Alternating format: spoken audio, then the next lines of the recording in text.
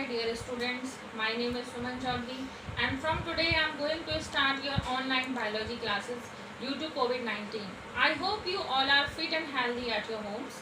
So let's start our syllabus. And our syllabus first unit is reproduction in organisms and the first chapter is also reproduction in organisms. इस unit में कितने chapter हैं, किस chapter में से कितने question का कितने नंबर के क्वेश्चन आते हैं, ऑलरेडी मैं आपको पहली वीडियो में बता चुकी हूँ. सो चलिए स्टार्ट करते हैं. इस चैप्टर का जो फर्स्ट टॉपिक है, very first topic is life span. What is the meaning of life span? अगर हम ये बात किसी एक नॉर्मल स्टूडेंट से पूछें जो कि साइंस के स्टूडेंट नहीं है कि भाई लाइफ स्पैन का मतलब क्या होता है, तो वो आंसर देगा आपको वो टाइम पीरियड जो बर्थ से शुरू होता है और डेथ पे खत्म होता है. That is called life span. बिल्कुल सही बात है, इसमें कोई भी ऐसी बात नहीं जिसको हम गलत कह सकें. But if we want to make the definition a biological definition, तो हम यहाँ पर सिर्फ एक वर्ड ऐड करेंगे और उससे हम इसको एक बायोलॉजिकल डेफिनेशन में कन्वर्ट कर देंगे. यानी the time period between birth to natural death. मतलब उस ऑर्गेनिज्म की नेचुरल डेथ होना बहुत ज़रूरी है. अगर वो एक नेचुरल डेथ नहीं है तो we can't say that is the life span of that organism. For example, अगर हम ह्यूमन की एवरेज लाइफ स्पैन की बात करें, that is about 60 years. By the different datas हमने ये कंक्लूजन निकाला है कि ह्यूमन की जो एक नॉर्मल लाइफ स्पैन होती है वो 60 ईयर्स होती है. अभी कोई व्यक्ति अपने घर से निकला और 30 ईयर्स में उसका एक्सीडेंट हो गया और उसकी डेथ हो गई, then in that condition we can't say that is the natural death and that is not the lifespan of human. So the time period between birth to the natural death, that is called lifespan. Clear? Chalo, let's move to the next thing, that is range. What is the range of lifespan? As we know, there are so many organisms are present on the earth and every species member and every species have different lifespan. So from few days to 100 years, इसके बीच में ही normally जितने भी organisms हैं उनका life span आ जाता है.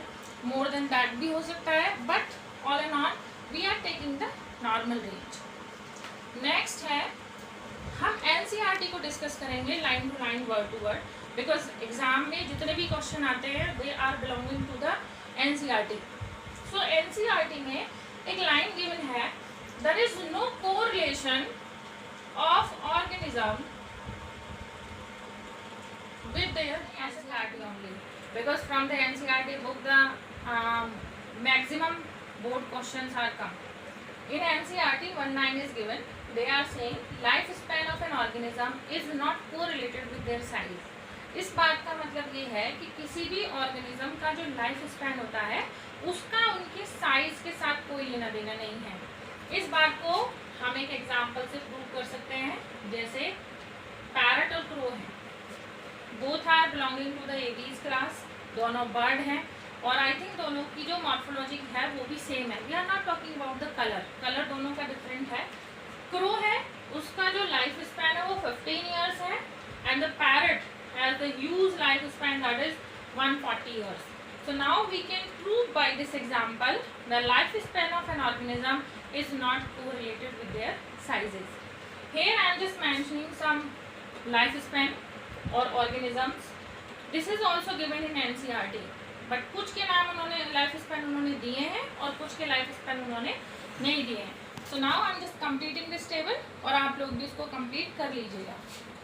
Elephant का जो लाइफ स्पैन है वो किसी बुक में 60 ईयर्स है, किसी में 80 ईयर्स है, क्योंकि बहुत सारी स्पीसीज होती हैं और उन सब का लाइफ स्पैन अलग होता है. But we are taking the average life span. So elephant का जो लाइफ स्पैन होता है that is from 70 to 90 years. Rose है फ्रॉम 5 to 7 ईयर्स. डॉग का फ्रॉम 25 to 30 ईयर्स. बटरफ्लाई की जो लाइफ साइकिल है उसमें कई सारी स्टेजेस आती हैं, तो उसका जो लाइफ स्पैन है that is 1 to 2 weeks. Crow has 15 years, banana 25 years, cow 25 to 30 years. Parrot, I already told you. The ewes lifespan, that is 140 years. Crocodile has 60 years.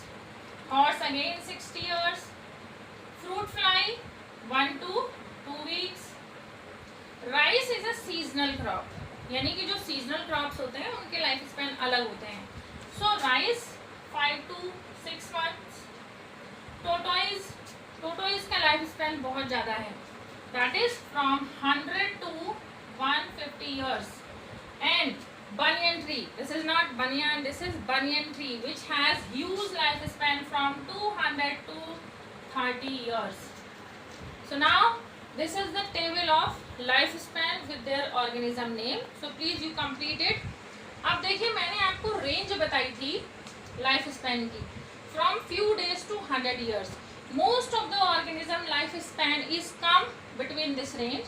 कुछ हैं दो चार जो बाहर हैं, लेकिन जो मैक्सिमम ऑर्गेनिजम्स हैं उनका लाइफ स्पैन इसी के बीच में आता है.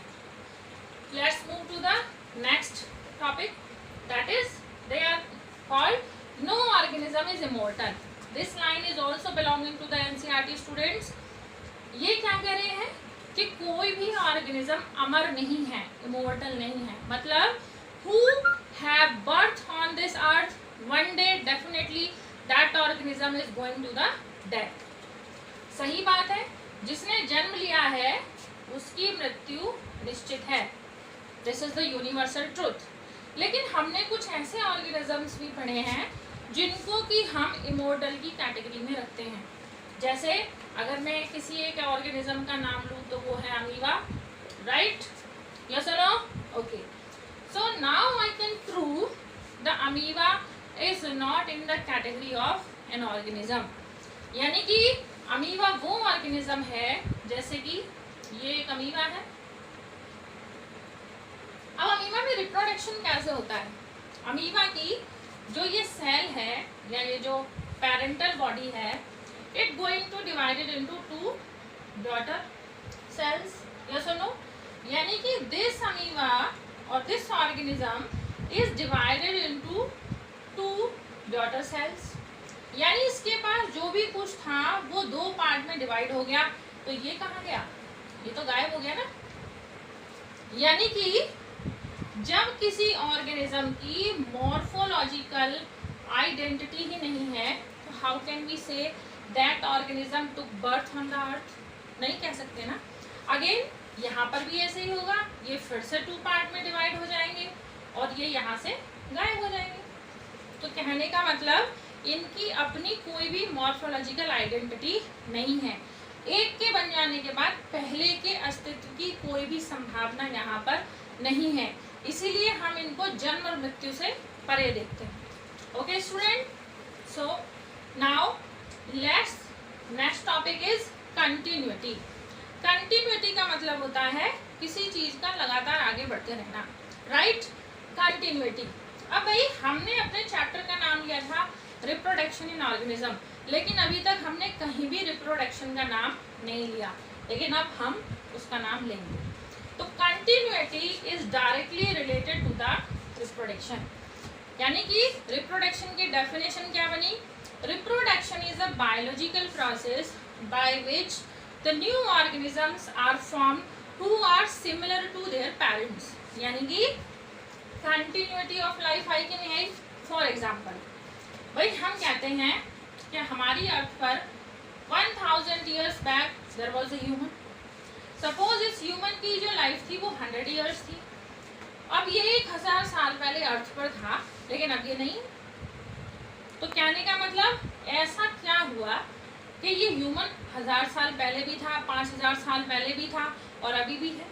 ये कंटिन्यूटी कैसे बरकरार रखी गई? तो कहने का मतलब ये एक ह्यूमन था जिसकी एज 100 years थी. इसने अपने सन और डॉटर प्रोड्यूस करे by the process of reproduction. इनकी भी सपोज करिए 100 years एवरेज लाइफ थी. इसके बाद इन्होंने अपनी और इन्होंने अपनी. तो कहने का मतलब this process is going on by the process of reproduction. So now we can say reproduction is helpful to maintain the number of species on the earth, or we can say the continuity of life. So I hope it's all about today.